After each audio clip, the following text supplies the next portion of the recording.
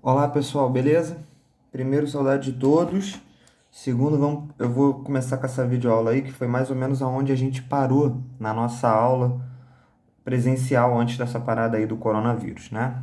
Para avisar para vocês que estou improvisando tudo aqui, tá? Para montar essas videoaulas para vocês. Tá tudo no improviso, mas é a maneira que a gente tem para poder dar seguimento e vocês não ficarem parados nos estudos. Tranquilo? A gente vai começar a falar agora de ligações iônicas. O que são ligações iônicas? Lá na tabela que a gente tinha estudado, a gente tinha visto que essa tabela era dividida em metais, substâncias metálicas, e ametais. Perdão, ametais. O A na frente significa não. Então, que não são metais. Então, as ligações iônicas são ligações que geralmente acontecem entre substâncias que são metais com substâncias que são ametais. Eu preciso ter a união entre eles. Tranquilo? Então, para fazer essa ligação entre eles, uma das formas, a melhor forma é a ligação iônica. Tranquilo?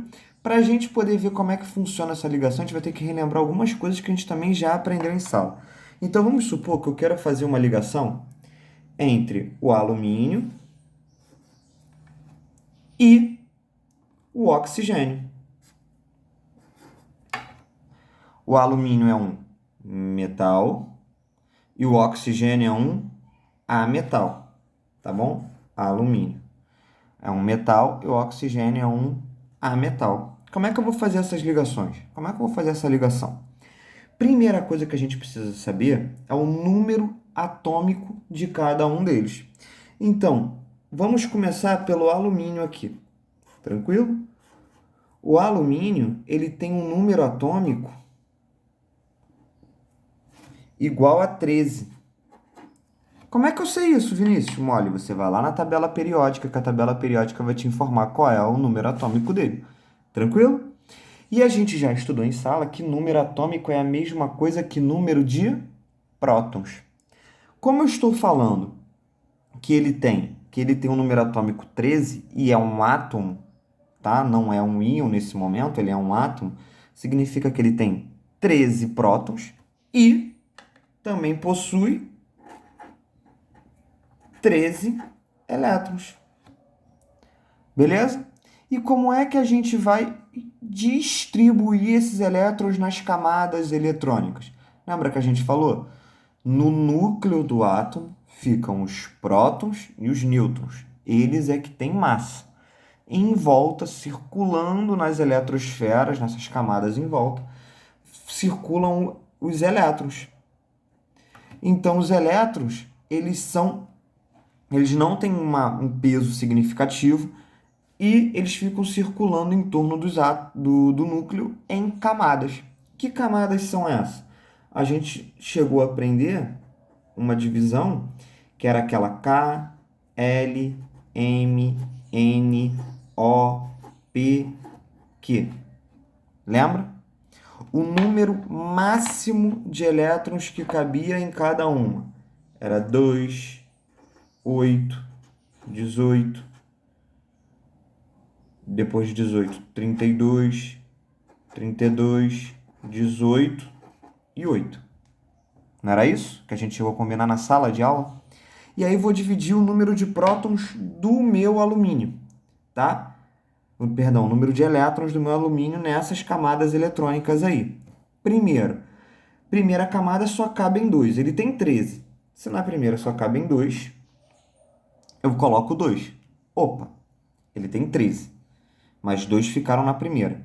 Quantos que vão para a segunda? E Vinícius, mole. Se aqui tem 2 e na outra camada cabem 8, só cabem 8, e estão faltando 11, né? Porque tem 2. Para diminuir de 13, faltam 11. Só que nessa segunda só cabem 8. Então eu coloco 8 aqui. Opa, 10. Até agora eu tenho 10 elétrons instalados. Para poder ver qual vai ser o elétron que vai ficar na última camada, que a gente chama de camada de valência, a gente precisa chegar a 13. Opa, então eu coloco um 3 aqui. 2 mais 8, 10, mais 3, 13. Opa, cheguei exatamente ao meu número de elétrons. Tranquilo?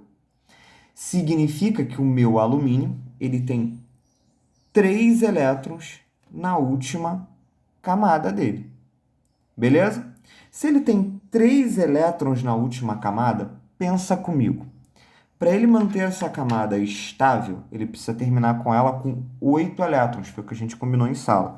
Então, toda vez que for para manter essa camada estável, eu tenho que terminar, a minha última camada tem que ter 8 elétrons.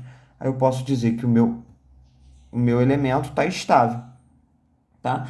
Se ele tem 3 na última, é mais fácil ele perder esses 3 ou ele ganhar 5 elétrons. Pô, Vinícius, é muito mais fácil esse alumínio perder os 3. Pensa comigo. Se o meu alumínio, ele tinha 13 elétrons, tá? E tinha 13 prótons, ele estava equilibrado nas suas cargas eletrônicas. Então, ele estava zerado.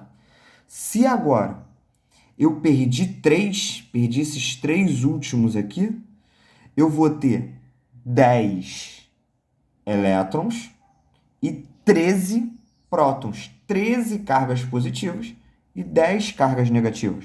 Ou seja, eu vou ter 3 cargas positivas a mais. Então, eu vou chamar ele de mais 3. Tranquilo? Até aí foi?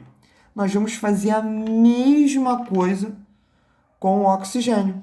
Vamos lá fazer com o oxigênio do outro lado aqui. Ó. Vamos lá. O meu oxigênio, ele tem um número atômico de 8. Opa, se ele tem 8 de número atômico, 8 prótons, significa que, como ele é um átomo, ele tem 8 elétrons. Se ele fosse um íon, aí não ia poder ter... Aí a gente pode variar. Mas como ele é um átomo, a mesma quantidade de prótons, a mesma quantidade de elétrons. Vamos dividir? Molinho, ó. K, L, M, N, O, P e Q. Como é que a gente divide? Na primeira camada entram 2. Na segunda camada entram o que está faltando. São 8 elétrons. Já tem 2 na primeira, para chegar a 8 faltam 6. Opa, o meu oxigênio, ele tem 6 elétrons na sua última camada, que é chamada camada de valência. É mais fácil ele ganhar 2 ou ele perder 3. Perder 6, perdão. É mais fácil ele ganhar 2 para ficar com 8 ou ele perder os 6.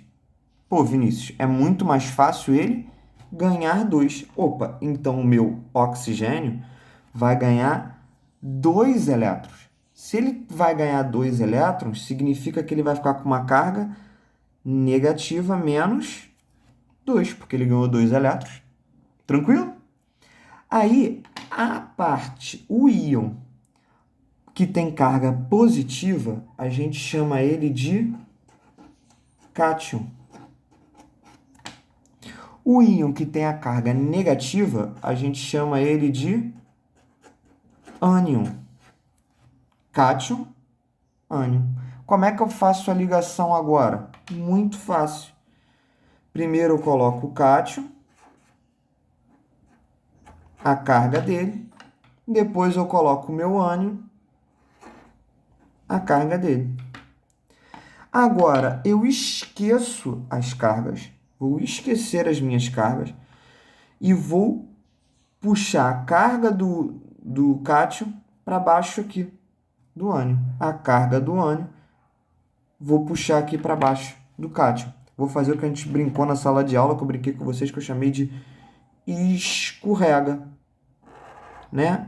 Alguns chamam de xizinho. Então, o alumínio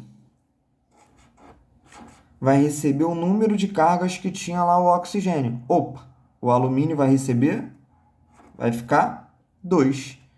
E o meu oxigênio vai receber esse 3 aqui, ó. 3. Então, a ligação entre o alumínio e o oxigênio, eu preciso ser um alumínio 2 e um oxigênio, preciso ter 3. Significa que nessa minha substância eu tenho 2 alumínios e 3 oxigênios, para que eles possam fazer essa ligação iônica. Tranquilo? Espero que tenham curtido, espero que tenham gostado e caiam dentro dos exercícios que estão lá na plataforma esperando vocês. Beleza? Até a próxima, galera. Tamo junto!